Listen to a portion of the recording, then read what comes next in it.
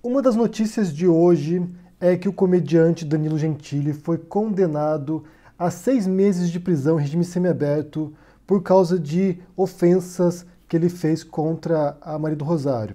Esse é um caso antigo já, que já teve alguns desdobramentos, mas agora saiu uma decisão da prisão dele em regime semiaberto de 6 meses e 28 dias de detenção. E ele pode ainda recorrer em liberdade. O que eu quero falar hoje, porque ainda tem um outro caso também envolvendo liberdade de expressão, censura, que é o caso do Julian Assange, que foi preso hoje em Londres. Ele estava na embaixada do Equador, ele havia pedido asilo político na embaixada, mas como houve uma troca do governo lá, o novo presidente do Equador resolveu entregar o Assange para as autoridades do Reino Unido para que ele possa ser eventualmente extraditado para os Estados Unidos para ser condenado lá por violação de documentos secretos do governo que ele publicou no site dele, Wikileaks. Então a questão que eu quero abordar com vocês aqui é uma questão complexa, para a qual não há nenhum consenso, na verdade, é uma questão que é debatida há muito tempo, na verdade, e que envolve liberdade de expressão e censura, e autocensura também. O primeiro fato, gente, todos os países do mundo têm algum tipo de restrição à liberdade de expressão. Todos os países. Mesmo os Estados Unidos, mesmo país no qual você tem a lei mais flexível e menos restritiva para questões envolvendo censura. Lá também há regras envolvendo pornografia, por exemplo, que não é permitido. De tempos em tempos, algumas personalidades são punidas, sim. Como você vê o caso agora do Alex Jones, que está sendo processado por difamação, por ter destruído a vida das famílias de pessoas que perderam seus filhos no tiroteio na escola de Parkland. Então, assim, mesmo nos Estados Unidos você tem casos históricos, por exemplo, do Henry Miller, o escritor lá também que foi proibida a obra dele lá por pornografia. Diziam que a obra do Miller era pornográfica. Então você tem vários casos históricos nos Estados Unidos de artistas, de escritores, de comediantes que são punidos por difamação ou por alguns casos que envolveriam moral, né? Então qual é o debate aqui? Porque a defesa do Danilo Gentili alega que ele estaria usando da liberdade de expressão dele, que ele estaria fazendo humor, mesmo humor grotesco, mesmo humor sem graça, mesmo humor escroto, ele estaria usando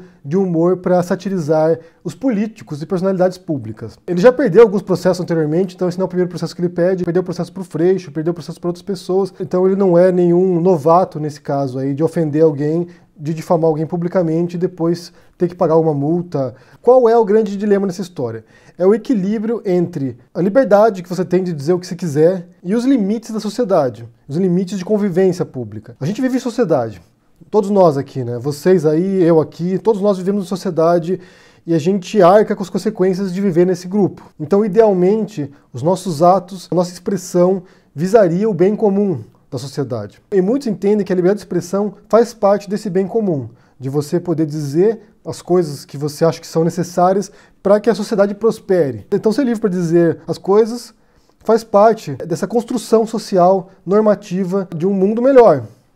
Só que nem todo mundo utiliza a liberdade de expressão para poder melhorar o mundo. Muitos usam para ofender os demais, muitos usam para agredir os demais ou para incitar o ódio contra grupos. A gente sabe disso, a gente vê isso diariamente na internet. Pessoas que utilizam essa liberdade de expressão para destruir outras pessoas. Além da liberdade de expressão, da liberdade de imprensa, por exemplo, você tem outros direitos também que são direitos essenciais, considerados como direitos essenciais, como o direito à privacidade, como o direito à honra. E eles são igualmente importantes numa sociedade. Uma liberdade não anula a outra. Você poder dizer as coisas que você quer dizer não anula o direito da outra pessoa à dignidade, à honra dela. E que alguém se sinta ofendida por mensagens do Gentili, por exemplo, e processe o Gentili e ganhe por causa disso, não é uma restrição da liberdade de expressão. É resguardar o direito de honra de uma pessoa, no caso a Maria do Rosário. Enquanto as pessoas não entenderem que o direito de expressão também tem seus limites, é muito difícil explicar para essa pessoa que você tem o direito de ser escroto, mas que você também pode pagar por isso. Inclusive o que você vê pelo mundo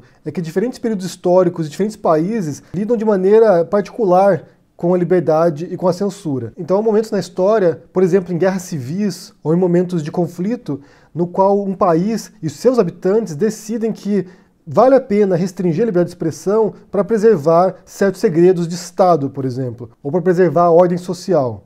Isso ocorre em vários casos e geralmente, né, o que você percebe também, quando há esse tipo de situação, que depois que termina a guerra civil, depois que termina a guerra, o Estado mantém a repressão.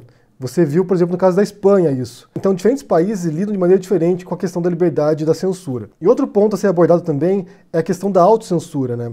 Que é de você entender os limites da sua fala, daquilo que você pode expressar publicamente. Aparentemente, o Danilo Gentili não tem muita noção de autocensura, não. Ele vai e simplesmente joga ali e a pessoa que lide com isso. O problema é que ele e outras pessoas não entendem que na era digital você tem milhões de seguidores lá. São milhões de pessoas que seguem o Danilo Gentili nas redes sociais, na televisão também, porque ele também apresenta um programa de televisão. E aquilo que ele diz tem enormes consequências para a pessoa que é atacada por ele. O que ele não compreende é que algumas falas dele também são agentes de censura para a pessoa que é vítima daquilo que ele diz. Por exemplo, quando uma pessoa tem milhões de seguidores e ela ofende um indivíduo, essa pessoa ofendida, se ela não tiver meios de se proteger disso, se ela também não tiver milhões de seguidores, o que ocorre é que a expressão dela também é cerceada. Essa pessoa não consegue se defender, ela não tem condições de expressar o seu discurso contraditório.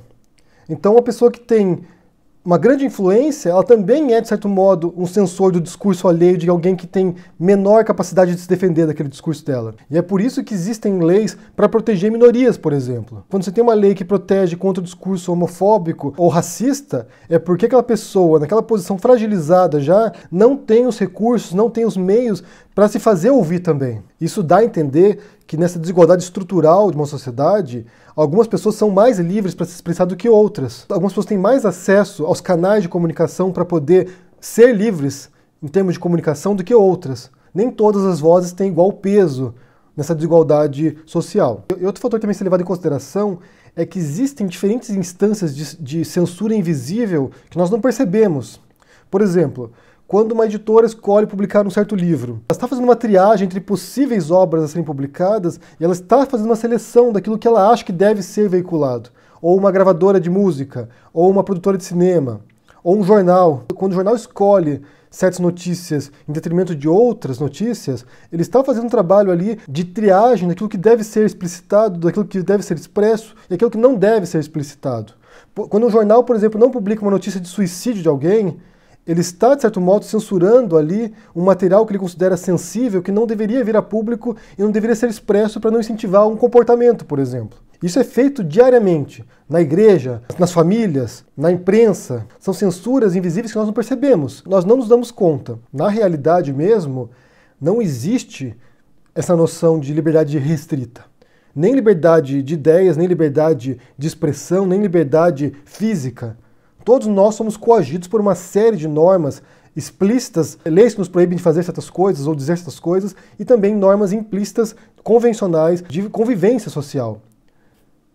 Você tem o direito de ser um escroto, mas você não é, às vezes, porque você não quer sofrer represálias por isso. Você nem sempre deve dizer aquilo que você pensa, principalmente se isso não trouxer nenhum benefício para ninguém. Nem para você, nem para os outros. Aqui a gente está falando principalmente do caso do Gentili, né, que é um caso que está sendo muito debatido agora. Porque no caso do Assange é um pouco mais complicado, porque ali ele veiculou documentos secretos dos Estados Unidos no site dele, o Wikileaks. Então ele teria violado segredos de Estado dos Estados Unidos e seria punido por causa disso. E não apenas isso, né, o Assange também estava sendo processado por abuso sexual na Suécia, que parece que foi armado, não é muito claro o que aconteceu ali. Eu vi um documentário do Assange alguns anos atrás que mostrava a história dele, né? Ele é um hacker conhecido, ainda adolescente ele já tinha invadido sites de governos, então assim, ele tem uma longa história anárquica, um longo histórico subversivo, então o caso dele é um pouco particular. Ele vai ser julgado agora nos Estados Unidos, provavelmente, diz que ele pode pegar até 5 anos de prisão lá, mas o caso dele é um pouco diferente, porque ali ele tem realmente esse caráter anárquico. O Wikileaks foi usado tanto para o bem quanto para o mal. Então, assim, é um caso diferente, que é ainda mais complexo do caso do Gentili, porque ali ele está se voltando contra governos, contra documentos secretos, contra algo que poderia afetar a segurança nacional de um país. Então é outro caso que talvez em um outro momento a gente possa voltar e analisar. Do Gentili não, do Gentili tem a ver com difamação, com o uso de expressão que ofende alguém em particular, como ocorreu no caso da Maria do Rosário ou do Freixo, ou agora que aconteceu também com a Sâmia Bonfim, que ele chamou a Sâmia de gorda no Twitter, ou seja, ele é alguém que usa redes sociais para fazer bullying virtual com as pessoas, e para alguém que tem muitos seguidores isso pode ser altamente destrutivo. Então assim, ele pode usar a liberdade dele de se expressar para destruir a vida de uma pessoa, fazer bullying contra alguém, e a gente vê muito na internet isso. Muitas pessoas que abusam desse poder que elas angariaram de seguidores para infernizar as pessoas. Eu quero saber o que vocês pensam sobre essa questão da liberdade de expressão Do caso do Gentili em particular, né, que ele foi condenado agora, foi sentenciado a 6 meses de prisão em regime semiaberto por ter difamado a Maria do Rosário. O que vocês pensam sobre isso? Se foi uma punição exagerada, se não foi? O que vocês pensam sobre essa questão aí? Deixa aqui embaixo no comentário, deixa o joinha, assina o canal, ajude no apoia e a gente se vê por aí. Abraço e até mais.